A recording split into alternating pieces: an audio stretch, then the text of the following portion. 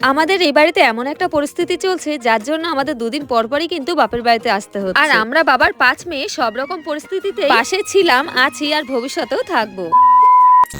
High, আমি সঙ্গীতা। আমার আরো একটা নতুন ভিডিওতে তোমাদের সবাইকে স্বাগত। আমি এ বাড়িতে এসেছি ২ দিন হয়ে গেছে, তবে এই বাড়ির কোনো ভিডিও বা কিছুই সেরকম ভাবে শেয়ার করতে পারছি না। তারও কিছু কারণ রয়েছে, তবে সেগুলো হয়তো ভিডিওতে না বলাই ঠিক হবে, যার জন্য তোমাদের সঙ্গে কিন্তু খোলাখুলি সবকিছু আমরা শেয়ারও করতে পারছি না। তো যাই হোক, এই বাড়িতে কিন্তু রয়েছে প্রচুর কাজকর্ম, যার জন্য আমরা সবাই কিন্তু কয়েকদিন আগেই চলে এসেছিলাম। তো দেখতেই তো পেলে আমার ২ ভাই মিলে কি কাজ করছে। তো তোমরা তো জানোই আমার বাবার কিন্তু টিনের ঘর, আর আমরা চাই আমার বাবার এই টিনের ঘরটাই সুন্দর করে সাজিয়ে গুছিয়ে রাখতে। তো সারাদিন বাড়ির কাজকর্ম সেরে এখন কিন্তু হয়ে গেছে সন্ধ্যা, আর আমরা কিন্তু চলে এসেছি বাজারের দিকে। কেননা আমাদেরকে অনেক কিছু কেনাকাটি করতে হবে, আর সবকিছু কেনাকাটার দায়িত্বও কিন্তু আমরা বোনেরাই নিয়েছিলাম। তবে বাজারে এসে কিন্তু আমরা বেশ বিপদেই পড়ে গেছি। আসলে আমাদের ব্যাগটা এতটাই ভারী হয়ে গেছিল যে আমরা আর উঁচু করে এটাকে নিয়েই আসতে পারলাম না, তাই ব্যাগটাকে দোকানেই সাইড করে রেখে আসলাম।